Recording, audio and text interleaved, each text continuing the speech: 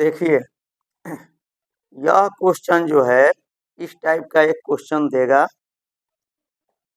जिसमें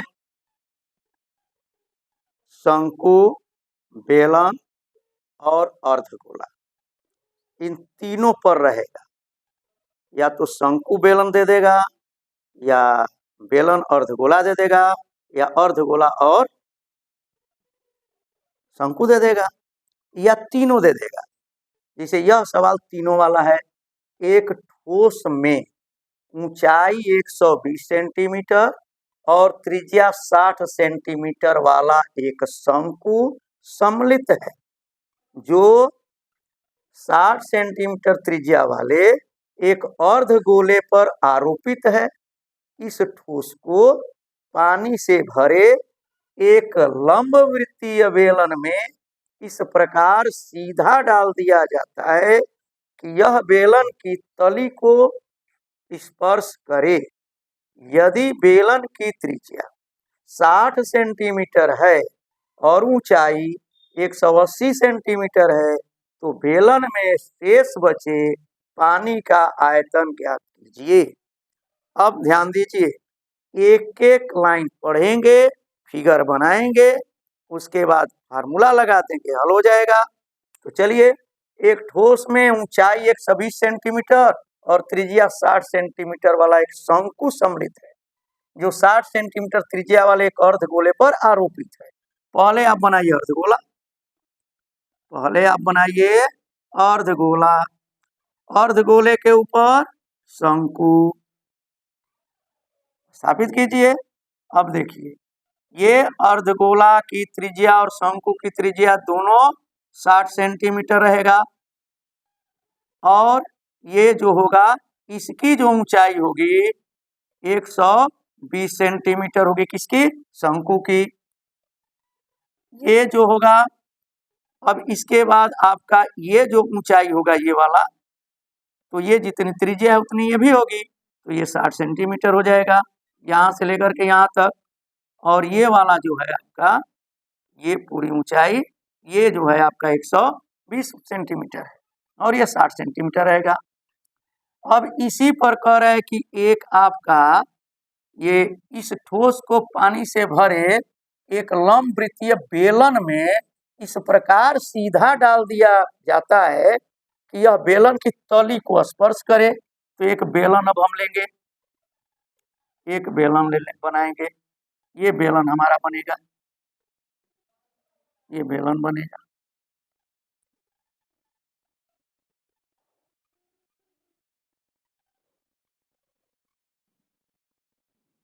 ये बेलन हो गया।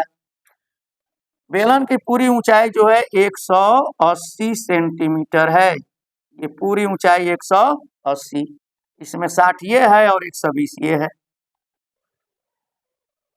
हमें बेलन में पानी का बचा, जब ये ठोस को डुबाओगे, जैसे किसी बर्तन में ठोस डुबाते हैं, तो उसमें से उतना ही पानी बाहर निकलेगा जितना इसका आयतन हो। तो पूरा भरा है, इसमें जब डुबाएंगे तो जितना इसका आयतन होगा इस ठोस का, इस अर्धगोले और इस शंकु का, उतना पानी निकल जाएगा। बचेगा कितना पानी? तो अब इस पूरा बेलन के आयतन किसी भी बर्तन में उतना ही पानी आता है जितना उस बर्तन का आयतन होता है। तो इस बेलन में उतना ही पानी आएगा जितना बेलन का आयतन होगा, और बेलन के आयतन में से इस शंकु और गोले के आयतन को अर्धगोले के आयतन को घटा दोगे तो वही पानी का आयतन, शेष पानी का आयतन हो जाएगा। चलिए, तो सबसे पहले हम लोग लिखेंगे कि शंकु, हल करते हैं, शंकु की त्रिज्या बराबर अर्धगोले की त्रिज्या, अर्धगोले की त्रिज्या बराबर बेलन की त्रिज्या। बेलन सब की त्रिज्या बराबर है, बेलन की त्रिज्या इज इक्वल टू 60 सेंटीमीटर। इसको आर कर देते हैं, R is equal to 60 centimetre. अब शंकु की ऊंचाई हम लिखेंगे, शंकु की ऊंचाई, शंकु की ऊंचाई, इसको हम h1 लिख देते हैं। h1 इज इक्वल टू आपका हो जाएगा 120 सेंटीमीटर है, 120 सेंटीमीटर इसकी ऊंचाई है। अब लिखेंगे कि बेलन की ऊंचाई, बेलन की ऊंचाई, बेलन की ऊंचाई हो जाएगी h2, इसको मान लेते हैं h2, ये हो जाएगा आपका 180 सेंटीमीटर। ये जो दिया है उसको पहले लिख लो, कोई भी सवाल हो जो दिया है उसको पहले हम लोग लिख लेंगे। अब लिखने के बाद जो हमको ज्ञात करना है उसका फार्मूला लिखेंगे। तो बेलन में, बेलनाकार बर्तन में ठोस को डुबाने के बाद बचे शेष पानी का आयतन, तो उसके बाद बेलन का आयतन माइनस शंकु का आयतन ब्रैकेट में कर दोगे और प्लस अर्धगोले का, इतना ही काम करना है। बेलन का आयतन कितना होता है पाई आर स्क्वायर एच, शंकु का आयतन क्या होता है 1/3 पाई आर स्क्वायर एच, और अर्धगोले का आयतन क्या होता है 2/3 पाई आर क्यू। बस यही तीनों सूत्र लगाना है, हल हो जाएगा। चलिए, बेलनाकार, बेलन में लिखो केवल, बेलन जिसे दिया है वैसे ही लिखना है। बेलन में, बेलन में ठोस को डालने के बाद बचे शेष पानी का, शेष बचे, जैसे लिखा है शेष बचे, शेष बचे पानी का आयतन, आयतन बराबर बेलन का आयतन,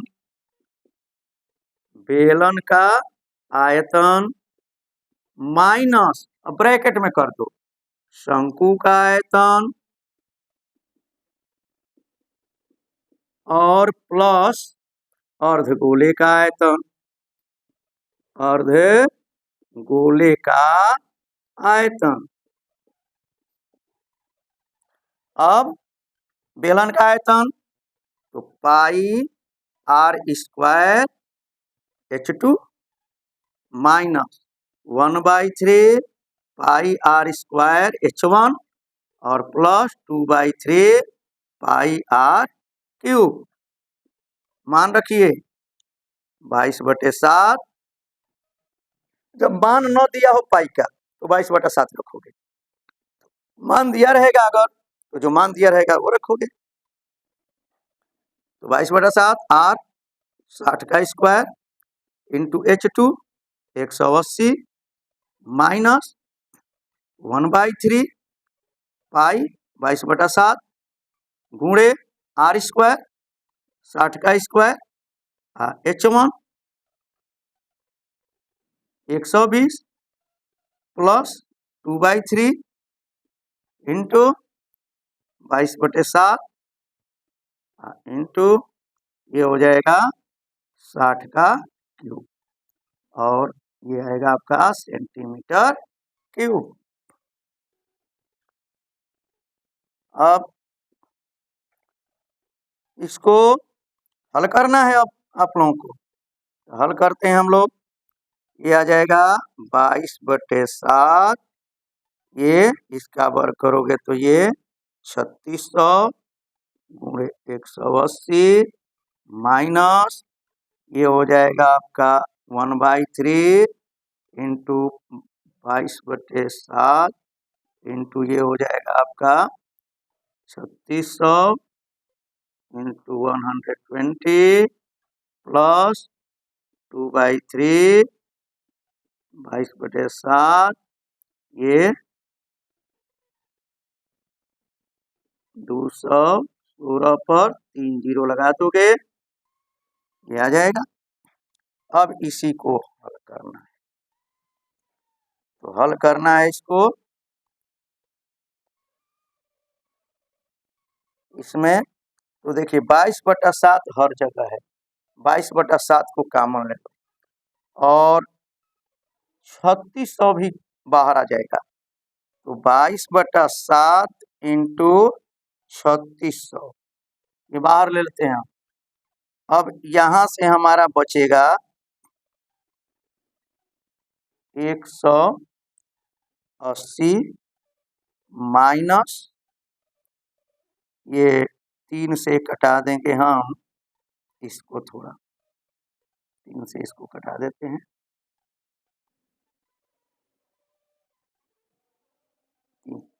40। तो यहाँ पर अब बच जाएगा हमारा 22/7 निकल ही गया, 36 निकल ही गया है, तो ये हो जाएगा 40। अब प्लस यहाँ पर अगर हम 3600 इसमें से निकाल देंगे तो 60 बचेगा, और 3 से उसको अगर हम कटा देते हैं, 3 7 21, 3 दूनी 6, 3 जीरो, 3600 निकल गया, तो ये आ जाएगा 20। अब ये आ जाएगा 2200/7 3600 और इंटू ये 40 20 60 घट जाएगा तो 120 आ गया, इतना सेंटीमीटर क्यूब। ये पानी का आयतन आपका बचेगा।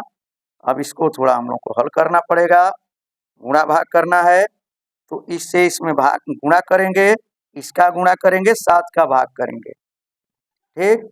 तो हम लोग करते हैं, तो ये 3600 में 120 का गुणा करेंगे, तो 0 0 0 3 जीरो लिख दीजिए, 12 छक 72 का 2 और 12 तिहाई 36 और 7 43।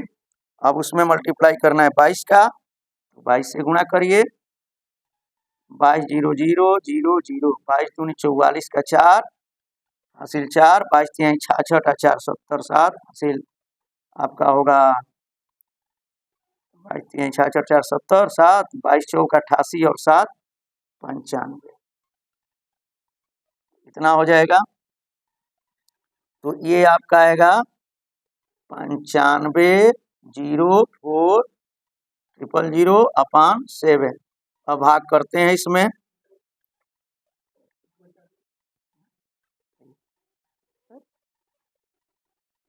चलो ना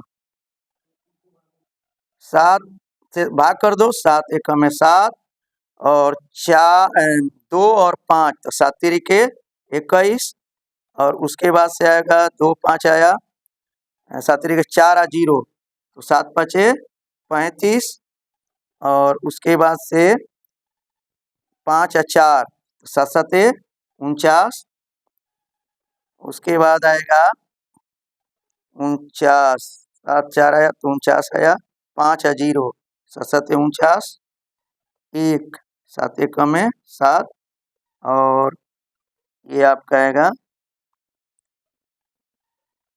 1 आया 1 7 3 0 7 चौक 28, 2 7 7 दूनी 14, 7 8 56, लगभग इतना सेंटीमीटर क्यूब आएगा, जिसको कि अगर लीटर में बदलेंगे किलो लीटर में तो 10,000 से भाग करना पड़ेगा, इतना, या किलो लीटर में अगर इसका आंसर तो ये हो जाएगा आपका 1.35 किलो लीटर, लगभग ये आएगा।